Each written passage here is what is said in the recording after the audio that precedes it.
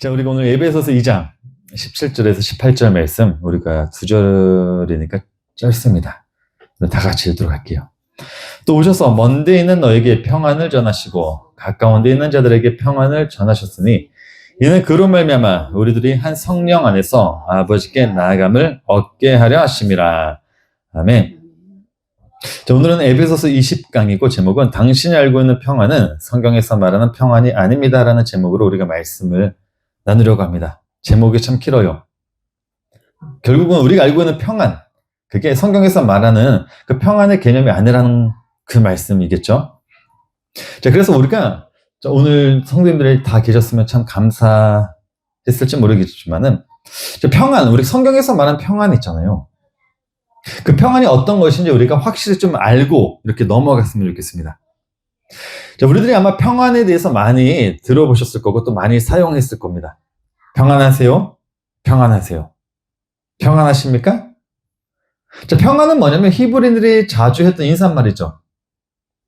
이걸 히브리어로 하면 샬롬이라고 하고 헬라어로 하면 에이레네라고 해요. 아마 한 번쯤은 다 들어보셨을 거예요. 샬롬, 에이레네.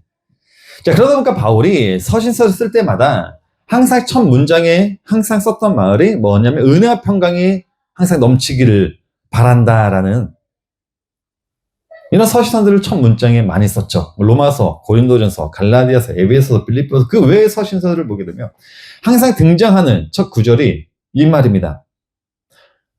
하나님 우리 주 아버지와 주 예수 그리스도로부터 은혜와 평강이 있기를 원하노라. 은혜와 평강이 있기를 원하노라. 은혜와 평강이 있기를 원하노라. 그래서 우리들이 누군가에게 인사할 때도, 근데 교회에서도 우리가 인사할 때 평안하십니까? 평안하세요. 근데 성경에서 말하고 있는 평안이라는 개념이 우리가 생각하고 있는 평안의 개념일까요? 그냥 말 그대로 굿모닝, 잘 지내셨어요? 행복하세요? 이런 개념으로서의 성경에서 말하고 있는 평안의 개념이 그거냐라는 거예요. 아니지 않을까요? 예수님이 분명히 뭐라고 말씀하셨냐면 요한복음 14장 27절 말씀 보니까 평안을 너에게 끼치노니, 즉 평안을 너에게 주노니 곧 나의 평안을 너에게 준다라고 말씀하시면서 내가 너에게 주는 것은 세상이 주는 것과 같지 아니하다라고요. 그렇기 때문에 너희는 마음에 근심하지도 말고 두려워하지 말라라고 이야기를 합니다. 예수님이 분명히 말씀하시냐면 내가 주는 평안은 세상 것과 다르다라고 말씀하셨어요. 자, 그러니까 우리가 말하고 있는 평안하세요? 건강하셨습니까? 이런 개념으로서의 평안이 아니라는 거죠. 다른 겁니다.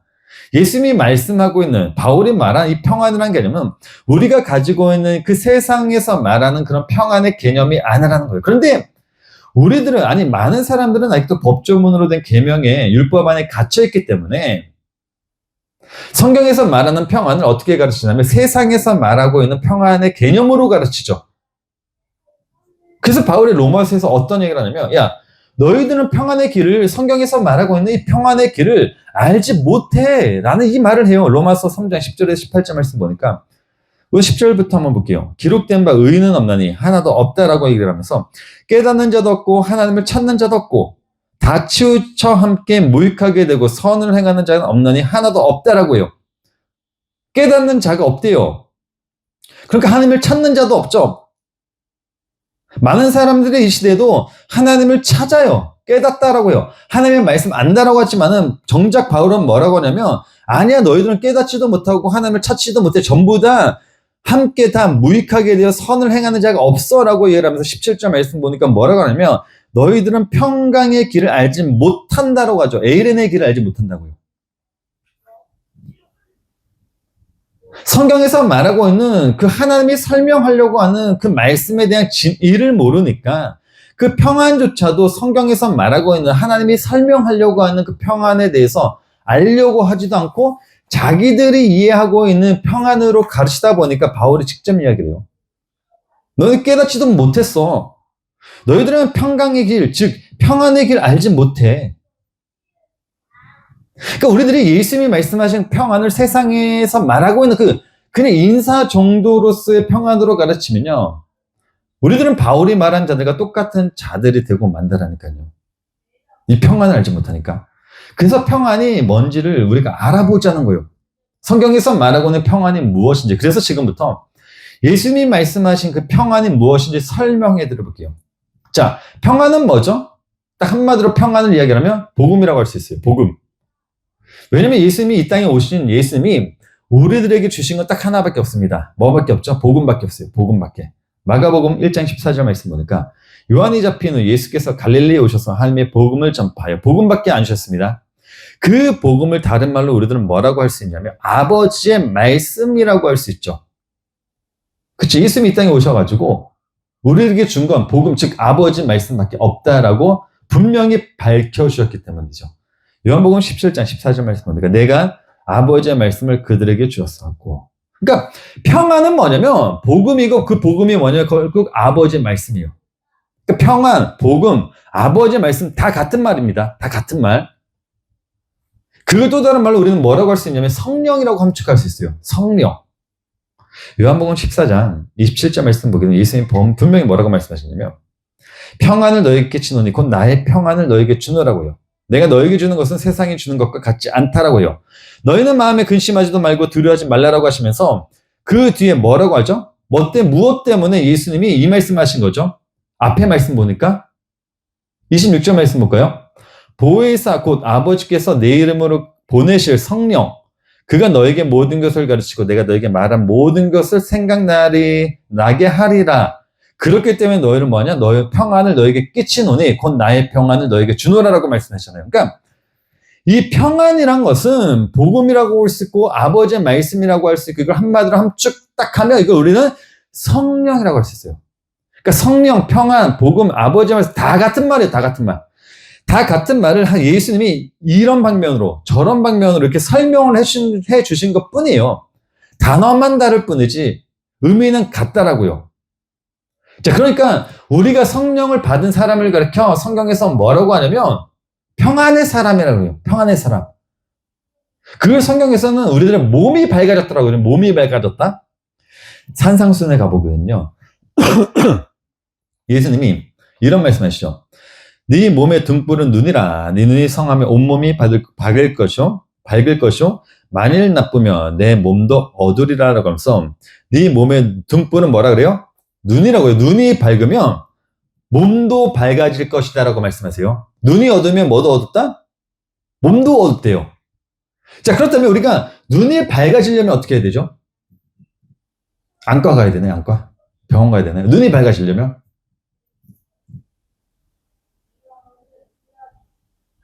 자, 성경에서 눈이 의미하는 게 뭐죠? 눈. 성령이죠, 성령. 요한계시록 5장 6절 말씀 보니까 내가 또 보니 보좌와 내 생물과 장로들 사이에 한 어린 양이 서 있는데 일찍이 죽임을 당한 것 같더라. 그에게 7뿔과 7 눈이 있으니 이 눈들은 온 땅에 보내심을 받은 하나님의 7 영이더라고요. 눈이 있는데 그걸 영이라고 이야기를 합니다. 그 영을 7 영을 성경에서는 뭐라고 설명하죠? 성령이라 설명하죠. 스가랴서 4장 10절 말씀 보니까 작은 일의 날이라고 멸시하는 자가 누구냐? 사람들이 스룹바벨의 손에 다림줄이 있음을 보고 기뻐하리라. 이 7은 온 세상에 두루다니는 여호와의 뭐다? 눈이라. 영이 곧 뭐라는 거냐면 눈이라는 거예요. 요한계시록에 등장한 7 영. 그게 7 눈. 이걸 이사야서에서는 이렇게 표현을 해놓습니다. 이사야서 11장 2절 말씀 보니까 그의 위에 여호와의 영, 곧 지혜 총명의 영이요 묘략과 재능의 영이요 지식과 여호와를 경외하는 영이 강림하시리니 이게 뭐라고요? 눈이라고요. 성령을 7자로 7가지로 설명하고 있죠. 지혜, 총명, 모략, 재능, 지식, 여호와를 경외, 그쵸? 여호와의 영까지 눈이라는 거예요. 이게 눈. 그 성령이라고 표현한다고요. 자, 그렇다면 예수님이 말씀하신 너희 눈이 밝으면 너희 몸도 밝을 것이라는 말은 어떤 말씀이란 거냐면 너희가 내게로부터 성령을 받으며 평안을 받으며 너희 몸이 어떻게 될 거라? 밝아질 거라는 거예요. 밝아지라는 거. 그렇게 몸이 밝아진 사람을 그렇게 성경에서는 평안의 사람, 샬롬의 사람, 에이렌의 사람이라고 부릅니다. 몸이 밝아진 사람, 성령을 받은 사람을. 그런데 그렇게 만들어 오신 분이 예수님이시기 때문에 바울이 오늘 본문은 14절에서부터 뭐라고 한 거냐면 자, 14절 말씀 보니까 그는 우리의 화평이신지라 들로 하나를 만드사 원수된 것, 곧 중간에 막힌 담을 자기 육체로 하시고 법조문으로 된 계명의 율법을 폐하셨으니 내 생각을 폐하셨으니 이는 이 들로 자기 안에서 한 세 사람을 지어 화평하게 하시고 어떻게 하신다고? 에이렌으로 만든다고요. 또 십자가로 이 둘을 한 몸으로 하나님과 화목하게 하시니라. 원수된 것을 십자가로 소멸하시고 이 둘을 한 몸으로 만들었다는 말은 상징적인 의미로는 유대인과 이방인을 하나로 만들었다는 것을 말하는 거고, 영적인 의미로 가게 되면 예수님과 나의 관계를 말하는 겁니다.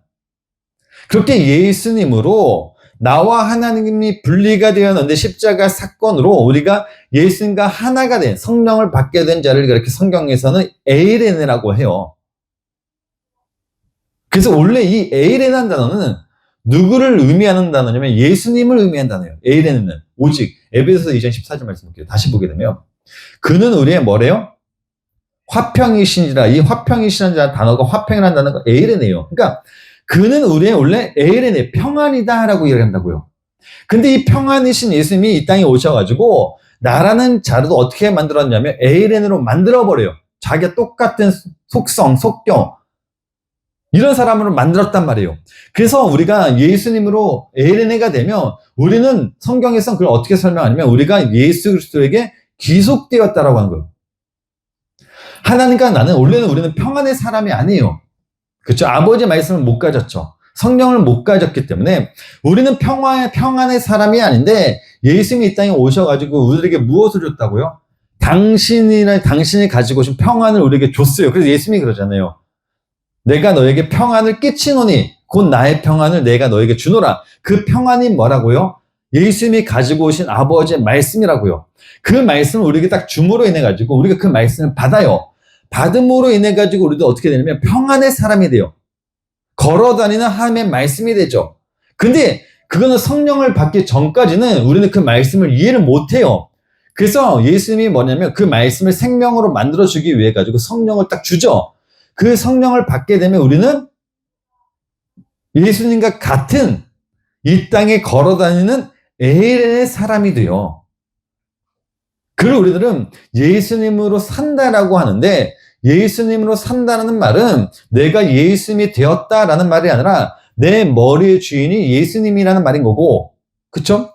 우리는 그가 주신 그 말씀으로 산다는 말이에요. 오직. 그걸 또 다른 말로 바울은 어떻게 표현을 해내고 있냐면 우리가 이제는 아버지께 나아감을 얻게 되었다라고 표현을 해요. 그래서 바울이 오늘 본문 뒤인 에베소서 2장 18절에서 이런 얘기를 하죠.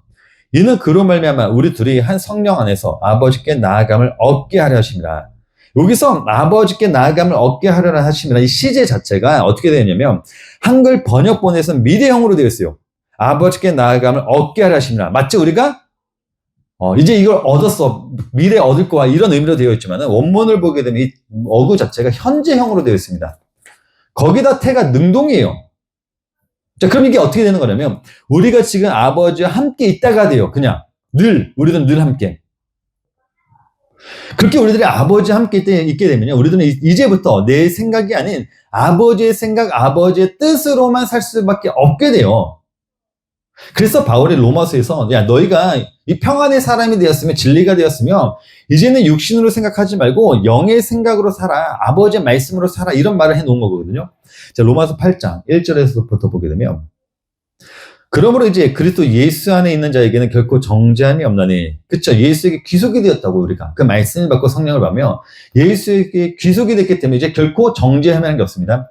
이는 그리스도 예수 안에 있는 생명의 성령의 법이 죄와 사망의 법에서 너를 해방하였습니다. 5절 말씀 보니까 육신을 따르는 자는 육신의 일을, 영을 따르는 자는 영의 일을 생각하나니 육신의 생각은 뭐요? 사망이요. 영의 생각은 생명과 평안이니라. 자, 그러면서 뭐라고 하냐면 7절 말씀 보니까 육신의 생각은, 즉 나의 생각은 하나님과 원수가 되나니 이는 하나님의 법에 굴복하지 아니할 뿐 아니라 할 수도 없습니다. 그렇죠? 내 생각으로 살면 우리들은 절대로 하나님의 법에 굴복하지 않아요. 계속해서 읽어볼까요? 육신에 있는 자들은 하나님을 기쁘시게 할 수 없느니라. 그러므로 형제들아 우리가 빚진 자로 돼 육신에게 져서 육신대로 살 것이 아니니라. 너희가 육신대로 살면 반드시 죽을 것이로되 영으로서 몸의 행실을 죽임에 살리니 영이 뭐라고요? 눈이라고요. 성령이라고요. 아버지의 말씀이라고요. 그 말씀으로 몸의 행실을 죽임에 살리니 무릇 하나님의 영으로 인도함을 받는 사람은 곧 뭐다? 하나님의 아들이라고요. 이걸 헬라어로 에이레네 포이오스라고요. 자, 이 단어가 좀 어렵죠. 잠시 설명드리면 이 에이레네 포이오스는요, 에이레네와 포이오의 합성어로 된 단어예요. 자, 에이레네가 뭐죠? 평안이죠. 아버지의 말씀, 성령, 뭐 이걸 다 의미하는 말인데, 여기 포이에오라는 단어가 딱 붙어요. 포이에오는 어떤 단어냐면요, 만들다, 행하다라는 뜻이에요. 그러니까 에이레네 포이오스라는 단어는 에이레네를 만들어내는 사람 말이에요. 이렇게 이해가 되죠? 자, 이 단어가 성경에 딱 한 번 등장해요.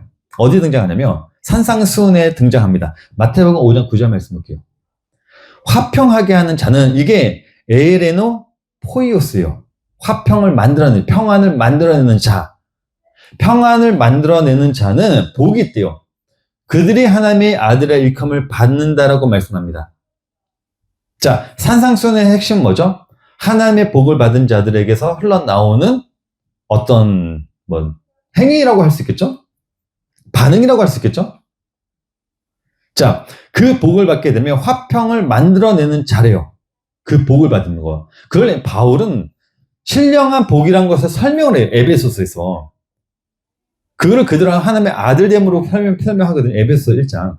자, 3절에서 5절 말씀이니까 에베소서와 산상수는 같게 되어 있어요. 비슷한 해석으로 되어 있어요.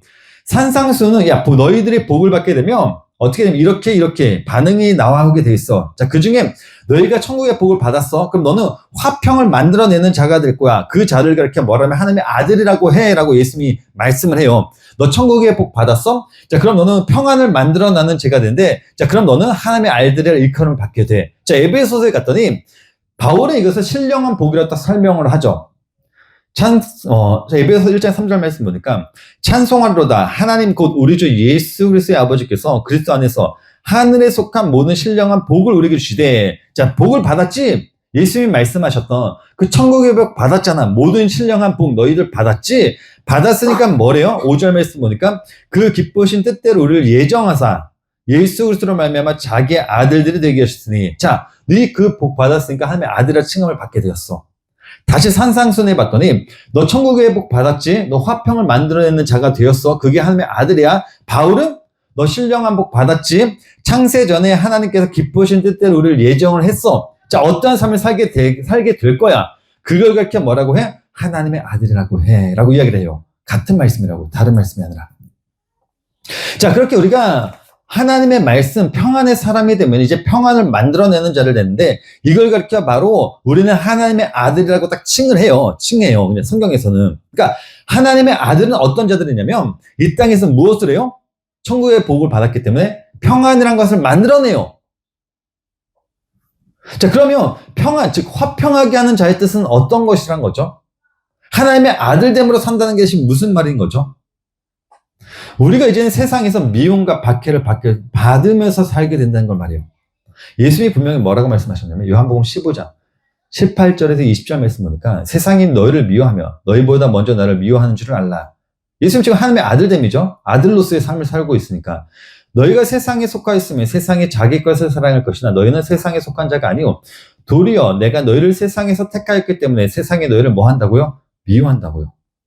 내가 너에게 종이 주인보다 더 크지 못하다 한 말을 기억하라. 사람들이 나를 박해하였은즉 너희도 뭐 할 것이다? 박해할 것이요. 내 말을 지켰은즉 너희 말도 지킬 것이라고 해요. 그러니까 우리가 이 땅에 살아가다 보면 그 평안을 만들어낸다는 건 뭐냐면 세상을 사랑하지 않는 겁니다. 오히려 세상이 나에 대해서 정죄를 하고 미워하고 나를 박해를 하죠. 난 세상을 안 사랑하게 되었으니까. 근데 예수님이 어떤 말씀도 같이 해주셨냐면 요한복음 16장 33절 말씀 보니까 이것을 너에게 이르는 것은, 자, 내가 지금 말한 거, 너희가 세상에서 박해를 받고 이런 미움을 받게 된 이것을 너희에게 이르는 것은 너희로 내 안에서 뭐 하게 하려함이라? 평안을 누리게 하려함이라. 세상에서는 너희가 환난을 당하나 담대하라. 내가 세상을 이기었노라. 예수님이 말씀하신 건 뭐냐면, 너희들이 세상을 사랑하지 않음으로 인해서 세상은 너희를 미워하고 박해하게 될 거. 근데 그게 우리들의 입장에서는 괴롭고 힘들 수밖에 없죠. 그렇지만은 뭐예요? 예수님께서 내 안에서 뭐를 누리라? 평안을 누리라는 거예요. 이 말은 어떤 것이냐면 우리가 세상에서 어떤 상황 속에 놓이게 되더라도 우리는 무엇으로만 산다고요? 하나님의 말씀으로만 산다고요. 그 말씀을 누리면서 산다고요. 평안을 누리라고 하잖아요. 평안을 누리게 하려 하십니다. 하나님의 말씀을 누리게 하려 하십니다. 그러니까 성도는 하나님께로부터 부름을 받은 성도는 이 세상에서 살아가면서 무엇을 누리는 거냐면 세상이 만들어 놓은 그런 문화와 즐거움과 기쁨들을 누리는 것이 아니라 하나님의 말씀을 누리면서 사는 거예요. 그 말씀으로만 산다고요. 그래서 우리들은 그 맛을 본 자들은 절대로 하나님의 말씀을 떠나서 살 수가 없어요. 그런데 많은 사람들은 그 말씀을 떠나서 산다고요. 제가 어제 아내한테 이런 얘기를 했어요. 우리 집 가훈은 이제부터 제 가훈을 만들었어요. 우리 집 가훈은 이제부터 이 세상은 여행을 온 세상이다. 이 세상은 잠시 우리가 여행 왔다가 가는 세상이다. 이걸 가훈으로 정했어요. 그 이유는 이 세상이 만들어 놓은 그 논리와 이런 것들을 벗어나기 위해서가 아니라 하나님이 우리들에게 잠시 누리라고 준 이 세상을 누리기 위해서. 그래서 가훈을 그렇게 정했어요, 제가. 일방적으로. 뭐 언제까지 이렇게 살지 모르겠지만은 아무튼 그렇게 만들어 놨는데. 자, 성도님, 우리 인간이라는 존재는 어떤 존재냐면요. 우리들은 말은 그래요. 많은 기독교인들은요. 말은 우리가 하나님의 은혜로 산다고 해요.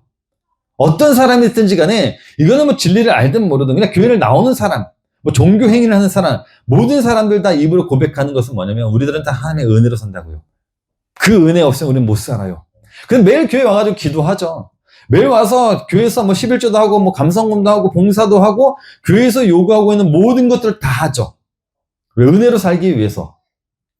근데 실상은 다 뭐 하죠? 그 속에 다 내 뜻대로 살고 있죠. 내 뜻대로. 구약을 보게 되면요. 남유다에 아사 왕이 있습니다. 아사 왕 때 구스 사람 세라가 100만 명을 이끌고 딱 쳐들어와요. 100만 명을 바라보니까 아사 왕이 얼마나 무섭겠어요. 그래서 하나님께 매달려요. 하나님, 저희 좀 살리세요. 저 100만 명 이길 수 없습니다. 기도를 하나님께 매달립니다. 그러자 하나님이 100만 대군을 딱 물리쳐버려요. 그때 아사는 깨달아요. 이 사건을 통해서 무엇을 깨닫냐면, 우리가 하나님만 붙잡고 있으면 우리 되는구나 라는 걸 딱 배워요. 시간이 흐릅니다. 얼마 지나지 않아 이번에는 북이스라엘의 왕 바하사가 쳐들어오는데, 이번엔 100만 대군이 쳐들어오는 게 아니라 정말 적은 군대가 딱 쳐들어오는 거예요. 자, 아사 왕이 어떻게 했을까요?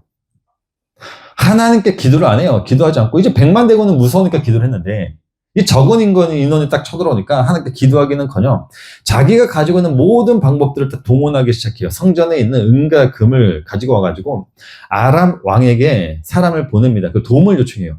전에는 정말 무서운 일을 당했을 때는 하나님께 기도했지만은 별거 안 한 일을 딱 당하게 되니까 하나님을 붙들기보다는 오히려 자기의 생각을, 세상의 물질을 딱 붙잡아 버리죠. 야, 돈 주고 쉽게 말하면 지원군을 찾아내는 거죠. 더 쉽게 말하면 돈을 해결해 보자.